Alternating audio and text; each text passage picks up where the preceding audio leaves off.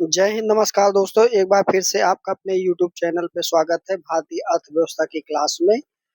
आज हम जिस टॉपिक पे बात करने वाले हैं वो टॉपिक है भारत की बैंकिंग व्यवस्था। भारत की बैंकिंग व्यवस्था के तहत हम क्या-क्या चीज़ें पढ़ने वाले हैं, पहले इस चीज़ को हम समझेंगे। तो प्राचीन समय से लेके आज़ादी तक बैंकिंग व्यवस्था का क्या इतिहास रहा, ये सारी चीज़ों को हम समझेंगे। उसके बाद आज़ादी से लेके वर्तमान समय तक बैंकिंग व्यवस्था का क्या इतिहास रहा, क्या इसमें परिवर्तन हुए हैं, क्या-क्या चीज़ें इसमें नई जुड़ी हैं, वो सारी चीज़ों को समझेंगे। उसके बाद भारतीय रिज़र्व बैंक यानी आरबीआई के द्वारा बैंकों का जो वर्गीकरण किया गया है, इस चीज़ को हम समझेंगे और सार्वजनिक क्षेत्र के बैंकों की सूची को देखेंगे और अनुसूचित बैंक और गैर अनुसूचित बैंक को भी समझेंगे और वाणिज्यिक बैंक किसे कहते हैं, गैर वाणिज्यिक बैंक किसे कहते हैं। तो ये सारी चीज़ों को हम देखने वाले हैं। तो चलिए हम क्लास को स्टार्ट करते हैं। तो सबसे पहले हम देखते हैं कि प्राचीन काल से लेके आज़ादी तक बैंकिंग व्यवस्था का इतिहास जो है, वो किस तरीके से विकसित हुआ है। तो सबसे पहले हम देखते हैं वैदिक काल में बैंकिंग व्यवस्था के साक्ष्य मिलते हैं और इसमें नपत्रा और नलेखा जैसे नामों का उल्लेख मिलता है जो ऋण देने का काम करते हैं। यानी कि जब आप इतिहास पढ़ते हैं तो इतिहास में एक वैदिक एरा आता है। वैदिक एरा में ही क्या बताया गया है कि दो शब्दों का यानी कि दो ऐसे व्यक्तियों का उल्लेख किया गया जिससे हम नपत्रा और नलेखा के नामों से जानते थे, जो ऋण देने का काम वैदिक एरा में ये लोग करते थे। आगे हम ब्याज को उस समय सूदखोरी के नाम से जाना जाता है। आज भी कुछ लोग इसको सूदखोरी कहते हैं भैया कि आप ब्याज पे पैसा दिए हैं, तो जब उसको जो इंटरेस्ट मिलता है उसी को हम सूदखोरी के नाम से जानते हैं। मनुस्मृति में ब्याज की दरों का उल्लेख मिलता है और जो ब्राह्मण और क्षत्रियों के लिए अलग-अलग होता था। यानी कि मनुस्मृति जो है, जो वैदिक काल के एरा की ही है, तो उसमें जो मनुस्मृति लिखी गई थी, मनुस्मृति में ब्राह्मण और क्षत्रिय जो दो वर्ण होते थे, उन दोनों वर्णों को क्या किया गया था, अलग-अलग इसमें ऋण देने की बात की गई है, अलग-अलग ब्याज दरों पर। आगे हम प्राचीन समय में इतना ही बहुत सारी चीजें नहीं हो पाई थी बैंकिंग से संबंधित। तो मुगल काल में देखते हैं कि बैंकिंग व्यवस्था के संबंध में दो प्रकार के दस्तावेजों का उल्लेख मिलता है जो कि शाही खजाने से जारी किए जाते थे। पहला दस्तावेज था दस्तावेज ए हिंदू तलब, जो यह वर्तमान समय के डिमांड ड्राफ्ट यानी डीडी की तरीके काम करते थे, जिसमें मांग पर धन मिलता था। जैसे कि आज आप बैंक में जाते हैं तो आप एक रिसिप्ट भरते हैं कि आपको बैंक में कितना पैसा बैंक से निकालना है, तो आप भर के जब बैंक में जमा करते हैं तो जमा करने के पश्चात आपको उतना रुपए बैंक के द्वारा दे दिया जाता था। तो उस समय मुगल काल में इसी को हम दस्तावेज ए इंदू तलब के नाम से जानते थे। दस्तावेज ए मियादी क्या है? तो इसके अंतर्गत एक निर्धारित समय के बाद धन दिया जाता था और वर्तमान के फिक्स्ड डिपॉजिट की तरीके ये काम करता था। दस्तावेज ए मियादी जिस नाम से ही ये प्रचलित होता है कि एक समय अवधि के लिए पैसा जमा किया जाता है। जैसे आज वर्तमान समय में बहुत लोग होते हैं कि जिनके पास इकट्ठा पैसा वो बैंक में ले जाके जमा कर देते हैं और एक निश्चित अवधि के बाद उसमें इंटरेस्ट के साथ जुड़ के हमको आपको वो पैसा मिलता है। तो उस समय भी ये दस्तावेज ये मियादी जो था, ये आज के वर्तमान समय के एफडी की तरीके ये कार्य करता था। आगे हम मुगल काल में और क्या-क्या चीजें हुई, तो मुगल काल में सर्राफा की 3 अलग-अलग भूमिकाएं होती थी। आज देखते हैं जो सर्राफा हमारे यहाँ होते हैं वो सोने चांदी का काम करते हैं, तो लेकिन उस समय मुगल काल में भी जो सराफा होते थे उनकी 3 अलग-अलग भूमिकाएं उस समय निर्धारित की गई थी। पहली जो भूमिका थी, ये मुद्रा जो बनती थी, मुद्रा परिवर्तक के रूप में उन्होंने सिक्कों की शुद्धता और ओजन का आकलन किया और विनिमय दरें निर्धारित किया। ये सारी चीजें ये लोग करते थे, कौन? सराफा के लोग करते थे कि उस समय जो सिक्के बनते थे और उनका ओजन का आकलन इनके द्वारा किया जाता था और विनिमय दरें यानी जो एक्सचेंज रेट होता था, पैसों का उतार चढ़ाव होता था, ये सारी भी चीजें वो लोग देखते थे। बैंकरों के रूप में वो जमा स्वीकार करते थे, ऋण जारी करते थे और विनिमय बिलों यानी हुंडियों से भी निपटते थे। यानी कि ये बैंकरों के रूप में भी काम करते थे। ये लोगों से जमा स्वीकार भी करते थे, लोगों को ऋण भी देते थे और जो विनिमय दर जिनको उस समय की जो शाही सरकार थी वो जिन व्यक्तियों को पैसा दे देती थी उन व्यक्तियों से ये पैसा वसूलने का भी काम ये लोग करते थे। आगे हम सर्राफा जो थे उनका जो तीसरा काम था वो मुगल टकसाल प्रतिष्ठान का भी वो हिस्सा होते थे, यानी कि जहाँ पे मुगल के सिक्के बनते थे, टकसाल बनते थे, वो लोग वहाँ पे जाके सर्राफा की शुद्धता तय करते थे और ढलाई के बाद सिक्कों की शुद्धता की पुष्टि भी करते थे कि कहीं ऐसा नहीं कि सिक्के में सोने की मात्रा कितनी होनी चाहिए, लोहे की मात्रा, तांबे की मात्रा, जो भी उस समय के टकसाल बनाए जाते थे उनमें ये लोग धातुओं की शुद्धता का भी परिमाप करते थे या आकलन करते थे। ये सर्राफा के 3 प्रमुख कार्य थे मुगल काल में। अब देखते हैं कि आधुनिक समय में भारत में जो बैंकिंग व्यवस्था का विकास हुआ है वो किस तरीके से हुआ। आधुनिक में जब आप देखते हैं कि भारत में आधुनिक बैंकिंग व्यवस्था की नींव यूरोपीय कंपनियों के आगमन के बाद हुई। जैसे कि आप जानते हैं कि भारत में कई सारे यूरोपीय देशों का आगमन होता है। उसमें आप देखते हैं कि सबसे पहले पुर्तगाली आते हैं, फिर डच आते हैं, उसके बाद फिर अंग्रेज आते हैं, फिर डेनिश आते हैं, उसके बाद फ्रांसीसी आते हैं। इन्हीं सारे देशों के द्वारा भारत में यूरोपीय कंपनियों के माध्यम से ही धीरे धीरे भारत में बैंकिंग व्यवस्था का विकास होना स्टार्ट होता है।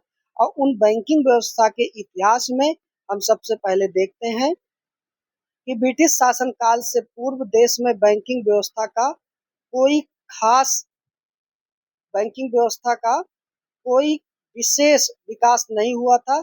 इसमें साहूकारों एवं महाजनी का क्या था, वर्चस्व था।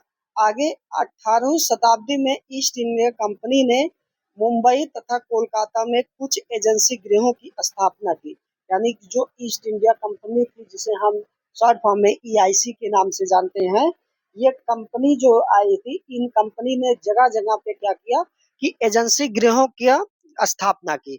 जैसे कि मुंबई और कोलकाता में इन्होंने क्या किया कि जो उस समय की दो महान प्रेसिडेंसियां होती थी कि कोलकाता में और बॉम्बे में, ये वहां पे एजेंसी गिरे जो आज के वर्तमान समय के बैंक की बात काम करते थे, ये वहां पे इन्होंने स्थापना की। एजेंसी गृह आधुनिक बैंकों की भांति कार्य करते थे, ये सारी चीजें हम बता दिए आपको। इन एजेंसी गृहों का वित्त पोषण ईस्ट इंडिया कंपनी के अधिकारियों एवं कर्मचारियों के द्वारा किया जाता था।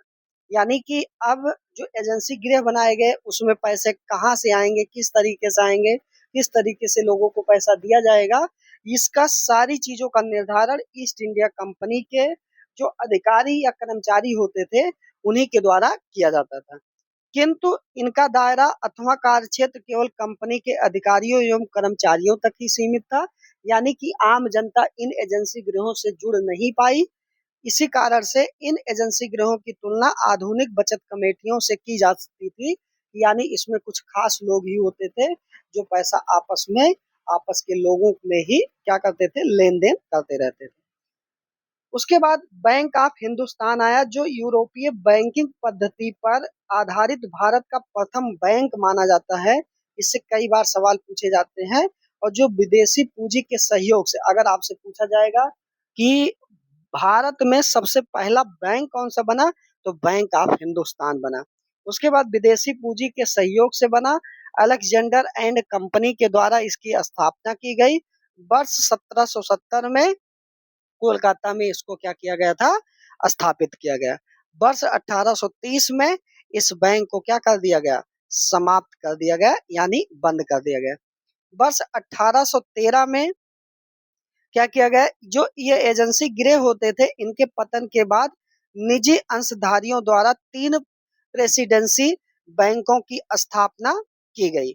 उन बैंकों की स्थापना कैसे कि पहला जो बैंक बना, बैंक ऑफ बंगाल 1806 पूर्ववर्ती नाम जिनका था बैंक ऑफ कलकत्ता के नाम से जाना जाता है। दूसरा जो हमारा बैंक बना वो बना बैंक ऑफ मुंबई 1840 में बना। और तीसरा जो हमारा बैंक बना वो बैंक ऑफ मद्रास 1843 में बने। तो इस तरीके से ये तीनों बैंक अपने अपने समय पर ये बना दिए जाते हैं। अब यही तीनों बैंक 1921 में जोड़ दिए गए तथा भारत में एक बड़े bank imperial bank of India IBI का क्या हुआ गठन हो गया। यानी कि जो बैंक ऑफ कलकत्ता था, बैंक ऑफ बॉम्बे था, बैंक ऑफ मद्रास था, इन तीनों बैंकों को 1921 में आपस में मर्जर किया गया और मर्जर करके एक बैंक बड़ा बैंक बनाया गया जिसे हम बैंक बैंक इंपीरियल के नाम से जानते हैं, या उसका पूरा नाम क्या था, इंपीरियल बैंक ऑफ इंडिया का गठन हुआ।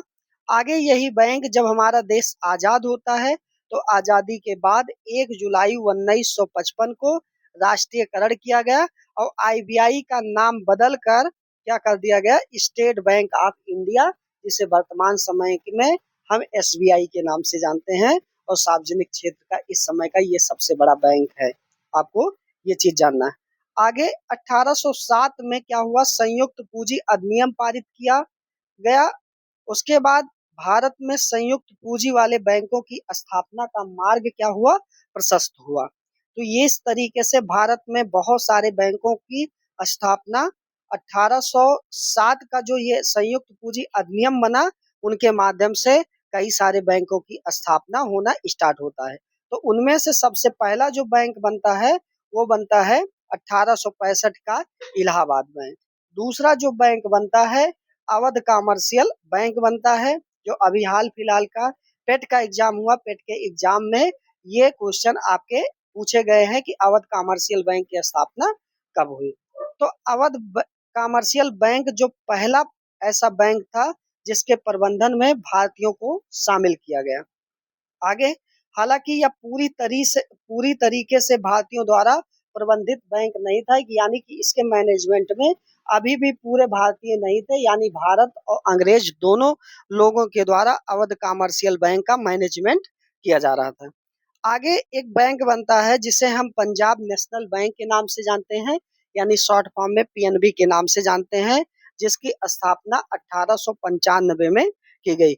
ये पूर्णतः भारतीयों के द्वारा मैनेजमेंट इसका पूरी तरीके से भारतीयों के द्वारा किया जाने लगा, लेकिन अभी भी इसकी जो पूंजी थी वो पूंजी किसकी थी, ये पूंजी लगी थी किसकी, ये लगी थी अंग्रेजों की। किंतु स्वामित्व भारत के पास नहीं था। स्वामित्व का मतलब यानी कि मालिकाना हक अभी भी भारतीयों के पास नहीं था। यानी कि अवध कमर्शियल बैंक जो भारत के लोग इसमें सम्मिलित होते हैं, भारत के लोग मैनेजमेंट किस बैंक में सबसे पहले शामिल हुए, तो आपको बताना है अवध कमर्शियल बैंक। जबकि पंजाब नेशनल बैंक पूरी तरीके से भारत के लोगों के द्वारा क्या किया गया था इसका मैनेजमेंट, लेकिन इसकी जो पूंजी लगी थी वो भारतीयों के द्वारा नहीं लगी थी, यानी इसका मालिक भारत नहीं था। इसी अवधि में देश में तत्कालीन 4 बड़े बैंकों की स्थापना की गई, जिसे हम bank of India 1906, bank of Baroda 1908, central bank of India 1911 और बैंक ऑफ मैसूर 1913। ये 4 बैंक निरंतर, एक 1906 में, एक 1908 में, एक 1911 में, एक 1913 में, ये बहुत कम कम अवधि पे ये 4 बड़े बैंकों की स्थापना उस समय की गई। आगे जो सेंट्रल बैंक ऑफ इंडिया है ये पहला बैंक था जिसका स्वामित्व भारत के पास था और जिसका प्रबंधन भी भारत के हाथों में था। यानी कि आपको 3 बैंक जानने हैं, एक अवध कमर्शियल बैंक जिसमें भारत के लोग सबसे पहले सम्मिलित होते हैं, दूसरा पंजाब नेशनल बैंक जिसमें पूरी तरीके से भारत के लोगों के द्वारा मैनेजमेंट किया गया, तीसरा जो सेंट्रल बैंक ऑफ इंडिया जो 1911 में बनता है, इसका मैनेजमेंट पूरी तरीके से भारत के पास था और मैनेजमेंट के साथ साथ इसकी जो पूंजी लगी थी वो भी भारत के लोगों के द्वारा ही लगाई गई। तो इस तरीके से सेंट्रल बैंक ऑफ इंडिया की स्थापना किसके द्वारा, पोच खान वाला के द्वारा किया गया, जिसके पहले चेयरमैन फिरोज शाह मेहता बनाए गए। आगे हम देखते हैं आजादी के बाद बैंकिंग व्यवस्था का इतिहास क्या है, ये चीज भी जानना। अभी तक आप देखिए कि हमारा भारत कहीं ना कहीं गुलाम है और अभी भारत आजाद नहीं हुआ। जब भारत आजाद होगा तो भारत के आजादी के बाद क्या क्या प्रमुख घटनाएं घटी हैं बैंकिंग के क्षेत्र में, वो चीज को भी हमें बहुत अच्छे तरीके से जानना चाहिए। अब हम देखते हैं कि भारतीय रिजर्व बैंक 1 जनवरी 1949 को क्या किया गया, राष्ट्रीयकृत किया गया। यानी कि जिसकी स्थापना 1 अप्रैल 1935 को जिस आरबीआई की स्थापना की गई थी, जिसे हम इंपीरियल बैंक के नाम से जानते हैं। जब भारत आजाद होता है तो आजादी के बाद भारत को भी एक ऐसे बैंक की जरूरत थी जो भारत को पूरी तरीके से क्या कर सके कि यहाँ के आयात को, यहाँ के निर्यात को, यहाँ के विदेशी मुद्रा भंडार को, यहाँ के भारत में जितने भी बैंक चल रहे हैं उन बैंकों के संचालन में जो भी महत्वपूर्ण भूमिका अदा करनी है, यही सेंट्रल बैंक ऑफ इंडिया करेगा। यानी कि जिसे हम एसबीआई के नाम से जानते हैं, यानी भारतीय रिजर्व बैंक के नाम से जानते हैं। तो जब ये 1 अप्रैल 1935 को बना तो उस समय भारत गुलाम था। जब भारत आजाद होगा तो भारत ने क्या किया, इसी बैंक को क्या किया, राष्ट्रीयकरण कर दिया गया। जो भी पूंजी जिसकी लगी थी वो पूंजी वापस करके इसको पूरी तरीके से भारत सरकार अपने हाथों में ले लेती है। उसी को हम कहते हैं राष्ट्रीयकरण। तो राष्ट्रीयकरण 1 जनवरी 1949 को हुआ, ये चीज आपको जाना। आरबीआई की शक्तियां एवं क्षेत्राधिकार में वृद्धि करने के लिए मार्च 1949 में बैंकिंग अधिनियम पारित किया गया, यानी कि आरबीआई को शक्तियां मिल सके, क्षेत्राधिकार मिल सके, कैसे वो अन्य बैंकों को अपने निगरानी, अपने कंट्रोल, अपने यथास्थिति में रखेगा। तो इसके लिए क्या किया गया, क्षेत्राधिकार, आरबीआई शक्तियां एवं क्षेत्राधिकार में वृद्धि करने के लिए 1949 में बैंकिंग अधिनियम पारित किया गया। इस अधिनियम में 2013 में कुछ संशोधन हुए। उसके बाद 1969 में 14 बड़े बैंकों का राष्ट्रीयकरण कर दिया गया, जिसकी न्यूनतम संपत्ति उस समय कितनी लगी थी, 50 करोड़ की पूंजी लगी थी, और 14 बड़े बैंकों का क्या किया गया, राष्ट्रीयकरण किया गया। यानी कि जो निजी हाथों के माध्यम से चलते थे अब उनको भारत सरकार अपने हाथों में लेके आ रही है। अब धीरे धीरे क्या हुआ, 1975 में क्षेत्रीय ग्रामीण बैंक की स्थापना की गई।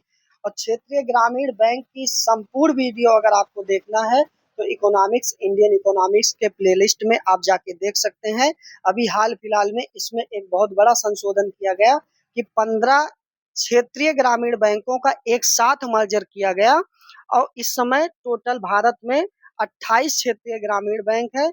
कौन से बैंक में कौन से राज्य में कौन सा बैंक है, इसकी संपूर्ण डिटेल वीडियो देखने के लिए आप चैनल की प्लेलिस्ट में जाके देख सकते हैं। 1980 में क्या हुआ, अगला इसके बाद घटना क्या हुई, 1980 में 6 बड़े बैंकों का राष्ट्रीयकरण कर दिया गया, जिसकी न्यूनतम संपत्ति कितनी, 200 करोड़ रुपए लगी थी।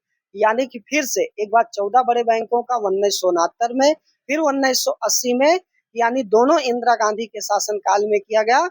और टोटल 14 से 20 बैंकों का एक साथ मर्जर किया गया, कितने संपत्ति लगा के, 250 करोड़ रुपए लगा के इसको भारत सरकार अपने हाथों में ले लेती है। उसके बाद आजादी के बाद बैंकिंग व्यवस्था का जो इतिहास रहा है, कैसे आजादी के बाद 12 जुलाई 1982 को क्या हुआ कि एक बैंक बनाया गया, नाबार्ड बैंक, जो कई बार आपके विभिन्न परीक्षाओं में यहाँ से सवाल पूछा गया है कि national bank for agriculture rural development bank की स्थापना 12 जुलाई 1982 को की गई। इसकी भी अगर आपको संपूर्ण वीडियो देखना है तो आप चैनल की प्लेलिस्ट में जाके देख सकते हैं। इससे संबंधित ये बैंक कब बना, कौन से एक्ट में बना, कौन सी समिति बनी, कितना इसकी वर्तमान पूंजी है, कितना इसकी पहले पूंजी है, वर्तमान में इसके क्या उद्देश्य है, कौन सी योजनाएं इसके द्वारा चलाई जा रही, ये बहुत अच्छी अच्छी इंफॉर्मेशन जो आपके एग्जाम के लिए बहुत ही महत्वपूर्ण होती हैं, वो सारी चीजें हमने बता रखा है, तो आप वहां जाके देख सकते हैं। 1993 में न्यू बैंक ऑफ इंडिया को पंजाब नेशनल बैंक में क्या कर दिया गया, जोड़ दिया गया। 2008 में स्टेट बैंक ऑफ इंडिया के साथ स्टेट बैंक ऑफ सौराष्ट्र को शामिल किया गया। 2010 में स्टेट बैंक ऑफ इंदौर को भी इसमें शामिल किया गया। यानी अब एसबीआई के जो अन्य सहयोगी बैंक थे उनका मर्जर अब एसबीआई अपने अंदर करना स्टार्ट करती। तो इस प्रकार 1 अप्रैल 2017 को स्टेट बैंक ऑफ इंडिया के शेष 5 सहयोगी बैंकों का एक साथ विलय कर दिया गया, इसमें एसबीआई में कर दिया गया। उनमें कौन कौन से बैंक थे, state bank of Bikaner and Jaipur, state bank of Hyderabad, state bank of Mysore, state bank of Patiala, state bank of Travancore. इस तरीके से आप देखिए कि ये 5 बड़े बैंकों का विलय एक साथ किया गया 1 अप्रैल 2017, ये भी हमारे परीक्षा में कई बार एग्जाम में पूछा गया है कि कौन-कौन से बैंकों का विलय उस समय किया गया था, यानी 2017 में। उसके बाद वर्ष 2019 में विजया बैंक और देना बैंक का विलय बैंक ऑफ बड़ौदा में कर दिया गया। ये चीज भी आपको जानना है। वर्ष 2020 में ओरिएंटल बैंक ऑफ कॉमर्स और यूनाइटेड बैंक ऑफ इंडिया का पंजाब नेशनल बैंक यानी पीएनबी में क्या कर दिया गया, विलय कर दिया गया। वर्ष 2020 में ही सिंडिकेट बैंक जो था वो केनरा बैंक में, आंध्रा बैंक एवं कारपोरेशन बैंक का विलय यूनियन बैंक में किया गया। उसके बाद जो इलाहाबाद बैंक था, इलाहाबाद बैंक का इंडियन बैंक में क्या कर दिया गया, विलय कर दिया गया। इलाहाबाद बैंक जो भारत का सबसे पहला बैंक था, तो वो आप देख रहे हैं किस तरीके से इसका विलय किया गया इंडियन बैंक में। 1 अप्रैल 2024 को, अभी हाल फिलहाल की घटना है, 1 अप्रैल 2024 को एयू लघु वित्त बैंक जो अभी हाल फिलहाल में क्या किया गया, इसमें फिनकेयर लघु वित्त बैंक का क्या कर दिया गया, विलय कर दिया गया। तो लघु वित्त बैंक से संबंधित जो आपके महत्वपूर्ण अभी हाल फिलहाल में जो भी घटनाएं घटी हैं, इनसे संबंधित आप जाके चैनल के प्लेलिस्ट में, इकोनॉमिक्स के चैनल के प्लेलिस्ट में जाके आप देख सकते हैं लघु वित्त बैंक कौन कौन से हैं। तो वर्तमान में 12 है और इससे संबंधित डिटेल जानना है कि कौन सा पहला लघु वित्त बैंक है, वर्तमान में कितने बैंक हैं, लघु वित्त बैंक की क्राइटेरिया क्या क्या है, तो वो सारी चीजें अगर आपको देखना है तो चैनल के प्लेलिस्ट में जाके देख सकते हैं। 1 मई 2025 को क्या हुआ, क्षेत्रीय ग्रामीण बैंकों का विलय एक साथ कर दिया गया। तो क्षेत्रीय ग्रामीण बैंकों से संबंधित भी अगर वीडियो आपको देखना तो वो चैनल के प्लेलिस्ट में जाके देख सकते हैं। अब बैंकों से संबंधित अन्य विविध जो तथ्य हैं, मिसलेनियस पॉइंट हैं, जो आपके परीक्षा में डायरेक्ट सवाल पूछ लिए जाते हैं कि भारत में पहला बैंक कौन सा था, तो आप बताते हैं बैंक ऑफ हिंदुस्तान था, जो 1830 में बंद कर दिया गया। उसके बाद भारत द्वारा प्रतिबंधित पहला बैंक अवध वाणिज्यिक बैंक था, यानी अवध कमर्शियल बैंक। भारतीय पूंजी के साथ पहला बैंक जो बना वो कौन सा, bank of Punjab national bank बना, जिसके संस्थापक लाला लाजपत राय बनाए गए। उसके बाद भारत में पहला जो विदेशी बैंक है वो कौन था है, HSBC यानी Hong Kong and Shanghai banking corporation limited है। भारत के बाहर पहला भारतीय बैंक कौन सा बना, तो बैंक ऑफ इंडिया बना। और एटीएम शुरू करने वाला पहला बैंक कौन सा बना, HSBC 1987 में। इंटरनेट बैंकिंग की सुविधा देने वाला पहला बैंक कौन सा बना, तो ICICI बैंक बना। और म्यूचुअल फंड बेचने वाला पहला बैंक कौन सा बना, तो भारतीय स्टेट बैंक बना। ये चीज आपको जानना है। उसके बाद क्रेडिट कार्ड जारी करने वाला अगर आपसे पूछे पहला बैंक, तो bank of central bank of India है। पहला डिजिटल बैंक डिजी बैंक है। भारत में मर्चेंट बैंकिंग शुरू करने वाला पहला बैंक, तो बैंक ग्रांट लेंस बैंक है। ब्लॉकचेन तकनीकी को शुरू करने वाला पहला बैंक ICICI बैंक है। बैंकिंग सेवा में रिवॉर्ड को पेश करने वाला पहला बैंक HDFC बैंक है। विश्व के 3 सबसे बड़े बैंकों की अगर बात किया जाए तो JP मॉर्गन चेस अमेरिका का है, जो 703.24 मिलियन डॉलर के संपत्ति से बना है, जो वर्तमान समय में जितना इस बैंक के पास पूंजी है उतना भारत का विदेशी मुद्रा भंडार नहीं है। उसके बाद दूसरा जो बैंक है वो बैंक ऑफ अमेरिका है, जिसमें 366 मिलियन डॉलर क्या लगा है, पूंजी लगा है। Industrial and commercial bank of China limited, जिसमें 277.80 मिलियन क्या लगा है, पूंजी लगी है। बैंकों से संबंधित और जो मेडिसी बैंक है, ये विश्व का सबसे पुराना और पहला बैंक है। मेडिसी बैंक की स्थापना 1397 में जियोनवी मेडिसी ने की थी। मेडिसी बैंक अभी भी अस्तित्व में है और ये इटली का चौथा सबसे बड़ा बैंक है। ये चीज आपको जानना है। भारत का सबसे बड़ा सरकारी बैंक कौन सा है, SBI है। भारत का सबसे बड़ा निजी बैंक आपसे पूछा जाएगा, HDFC बैंक है। भारत का सबसे बड़ा बैंक अगर आपसे पूछा जाएगा तो आप बताएंगे HDFC, जो परिसंपत्ति के आधार पे माना जाता है। उसके बाद RBI के द्वारा जो बैंकों का वर्गीकरण किया गया है कौन सा, 2 तरीके से, गैर अनुसूचित, अनुसूचित। उसके बाद फिर अनुसूचित बैंक जो है उनको पुनः 2 श्रेणियों में, पहला गैर अनुसूचित, सॉरी, पहला जो है वो वाणिज्यिक बैंक और दूसरा जो है वो गैर वाणिज्यिक बैंक है। ये चीज़ आप देख पा रहे होंगे मैप में कि पहला है वाणिज्यिक बैंक और दूसरा है हमारा गैर वाणिज्यिक बैंक। गैर वाणिज्यिक बैंकों में हम सहकारी बैंक, क्षेत्रीय ग्रामीण बैंक, भूमि विकास बैंक के बारे में पढ़ते हैं। जबकि जो वाणिज्यिक बैंक है, वाणिज्यिक बैंकों में हम सार्वजनिक क्षेत्र के बैंक के बारे में, निजी बैंक के बारे में, विदेशी बैंक के बारे में, भुगतान बैंक के बारे में, लघु वित्त बैंक के बारे में हम पढ़ते हैं।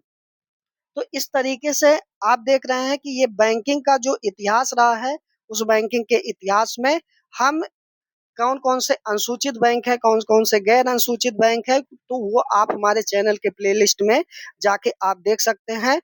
वहाँ पे सारी इन्फॉर्मेशन आपको दी गई है। उसके बाद हम सार्वजनिक क्षेत्र के बैंकों की सूची देखते हैं, जो आपके परीक्षा के लिहाज से बेहद ही इम्पोर्टेंट, यहाँ से अक्सर सवाल पूछ लिए जाते हैं कि सबसे बड़ा सार्वजनिक क्षेत्र का बैंक या जो आपकी सूची में है, किस तरीके से 12 इस समय के सार्वजनिक क्षेत्र के बैंक है। तो पहला सार्वजनिक क्षेत्र का बैंक भारतीय स्टेट बैंक है, जिसकी स्थापना 1921 में मुंबई में हुई। दूसरा पंजाब नेशनल बैंक 1895 में, जिसका मुख्यालय नई दिल्ली में है। बैंक ऑफ बड़ौदा 1908 में, जिसका मुख्यालय कहाँ पे, गुजरात में बनाया गया।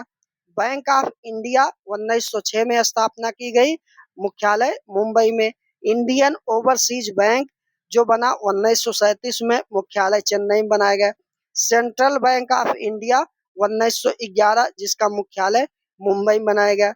यूनियन बैंक ऑफ इंडिया, जिसका मुख्यालय 1919, मुख्यालय मुंबई, इसका भी बनाया गया। इंडियन बैंक 1907, जिसका मुख्यालय कहाँ पे बनाया गया, चेन्नई में। केनरा बैंक 1906 में स्थापित हुआ, मुख्यालय बेंगलुरु में बनाया गया। बैंक ऑफ महाराष्ट्र जो बना वो 1935 में, जिसका मुख्यालय पुणे में बनाया गया। पंजाब एंड सिंध बैंक की स्थापना 1908 में हुई और इसका मुख्यालय कहाँ पे बनाया गया, नई दिल्ली में। उसके बाद यूको बैंक जो है ये 1943 में, जिसका मुख्यालय कोलकाता में बनाया गया। तो इस तरीके से बैंकिंग से संबंधित प्राचीन समय से लेके आजादी तक, आजादी से लेके वर्तमान समय तक और वर्तमान समय के बाद भी बहुत सारी चीजें हैं कि आपको जानना है कि सार्वजनिक क्षेत्र के बैंक कौन से हैं, वाणिज्यिक बैंक कौन से हैं, सूक्ष्म वित्त बैंक कौन से हैं, क्षेत्रीय ग्रामीण बैंक कौन से हैं। ये संपूर्ण जानकारी आपको जानना है। उसके बाद एक दो क्वेश्चन हम आपसे पूछना चाहते हैं कि वर्तमान समय में अगर आपसे पूछा जाए कि जो सार्वजनिक क्षेत्र का सबसे बड़ा बैंक कौन सा है, ये आपको कमेंट करके बताना है। तो मिलते हैं अपने नेक्स्ट वीडियो में। अगर हमारा ये वीडियो आपको पसंद आ रहा हो तो आप कमेंट करके ज़रूर बताइए। उसके बाद आपको कौन से टॉपिक पे वीडियो चाहिए, ये भी आप कमेंट करके बता सकते हैं। वो टॉपिक हम आपको बना के बहुत सरल वे में आपको वो देने का हम प्रयास करेंगे। तो मिलते हैं अपने अगले वीडियो में। तब तक के लिए आप सभी का यह वीडियो देखने के लिए बहुत-बहुत धन्यवाद।